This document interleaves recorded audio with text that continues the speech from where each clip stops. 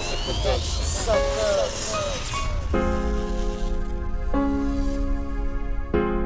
Hey, yo, Brando, cook that beat up.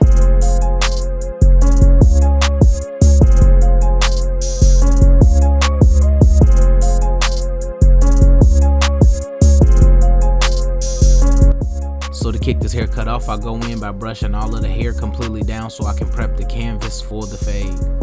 Right here I go in with the Babyliss FX Flash Pro trimmers, and then I create my first initial guideline. I'm gonna be creating a circular guideline because my client normally gets the Odell Beckham mohawk, but today he got the Travis Scott braids, but we're gonna still imitate that same Odell Beckham mohawk fade. So we're gonna keep this burst fade type.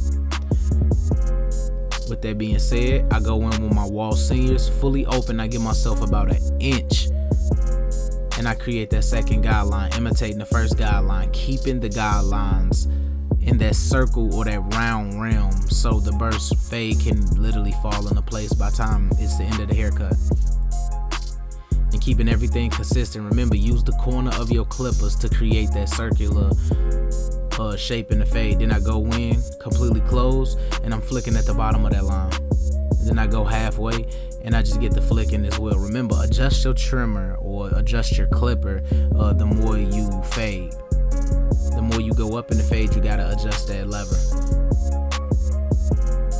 So then I go in with the 1/8 fully open and I give myself about an inch again. And I'm just imitating it, the same thing that I did for the first two guidelines, so I can keep the same burst fade mohawk look. Remember, brush that hair after you fade it too. That's how you get everything to lay down perfect.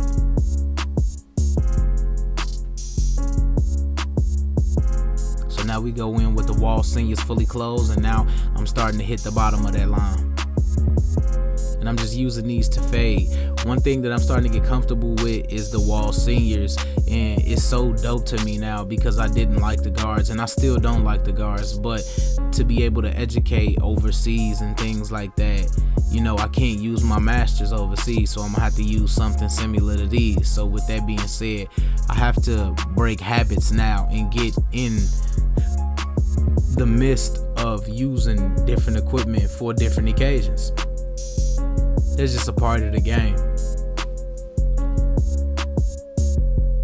As you guys can see, you just keep everything consistent and you play with that lever in the fade, and then everything starts to come together. Then you go in with your wall seniors fully open, and I'm using the corner of my blade to literally clean up certain hairs and thread certain hairs through the teeth of my blades, just so I can get the fade to transition exactly how I want to.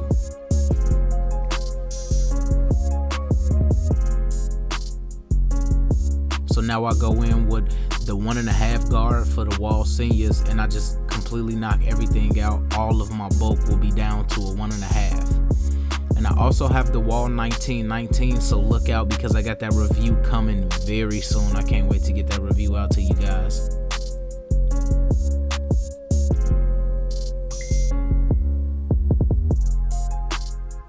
And just keep everything consistent.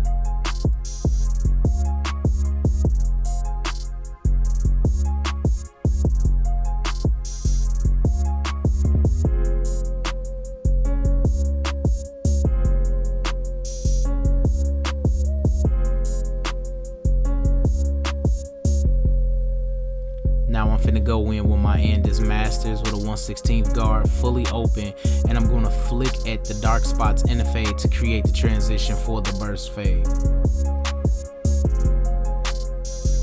Y'all gotta remember, whether you're using a comb, whether you're using a brush, whatever you're doing, when fading or detail, always brush after a few strokes. And the reason you wanna do that is because you're detailing. You're not setting guidelines.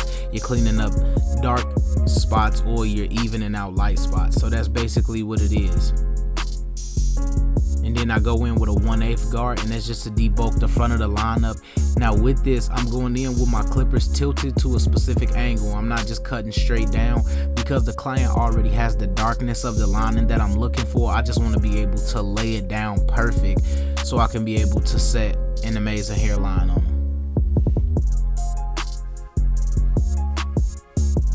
And we just keep everything consistent.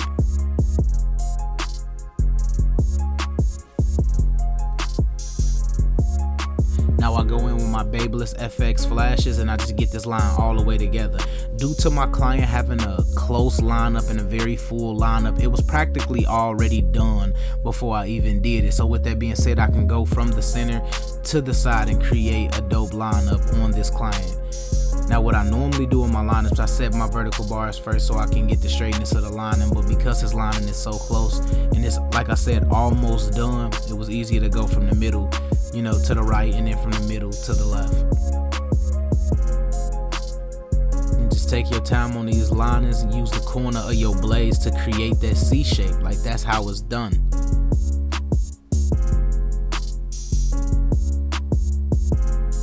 And then I just repeat the same steps on this side. I start from the center and I literally move over to the left because the lining is practically done, as you guys seen before I even touched it. All of the hairs were already laying right and they were already right into place, so it's just gonna be perfect for when we add our own little flavor to it with color. So again, I'm using the corner of the blade to create the C shape. Then I go in 4 to 5 inches away from the client with the Beam Team cordless compressor, and I'm spraying at an angle just so I can lay a nice coat of color down without overdoing it. And I think that's where a lot of people go wrong with using color. They spray directly at the place that they trying to put color, and that's why the color either is blotchy or it's too black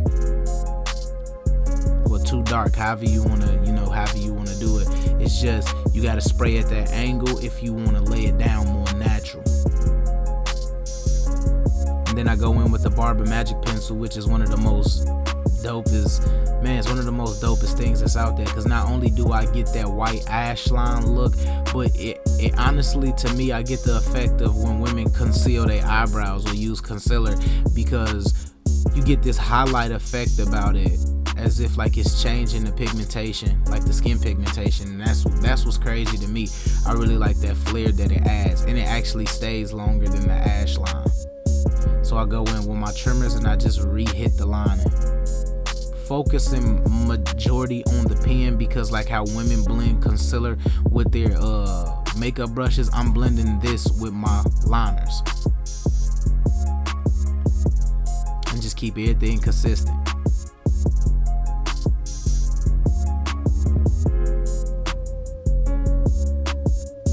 And I repeat the same steps on this side.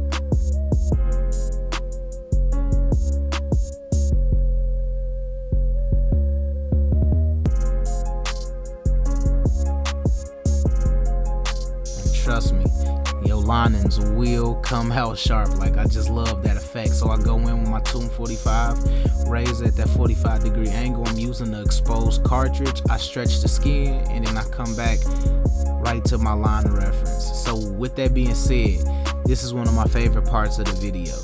With these beards, what we do, not only do we go in and we create this first casting or this first lineup for the beard, but you don't stop here. I've stressed this in many videos before this, that when you do these beard lines, in terms of sharpness of linings and cleanliness of linings, you always want to dust off and you want to come back. Repetition is key. This is what builds on top of the craft. This is what turns you into the individual behind the chair that you've always wanted to be. Paying attention to the level of detail is going to take your game to another level. Not only just on cutting, but just the presentation of how you finish is going to be so much stronger if you put in the extra few seconds of detail. It took nothing to dust them off and re-hit the lining, because I had already did it. And then I repeat the same steps over here, getting them as crispy as possible. And that's just what it's about, man. That's one thing I love about my channel and what I do. Like, I aim to kill the eye. Like, I aim to kill an eye. That's exactly what I do. Like, that's what I'm doing now. And for the rest of now in 2019, when that year come and forever on, like, I'm aiming to kill an eye.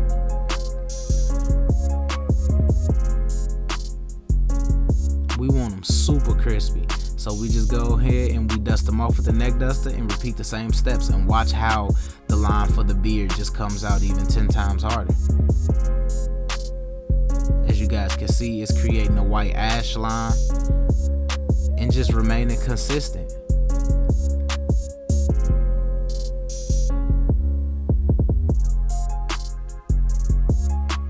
And now we in the game. So if you guys guys wanted to know, that's how you do that Travis Scott haircut with a burst fade mohawk. I know it's like a different type hairstyle, but man, this hairstyle was dope. I had fun with it.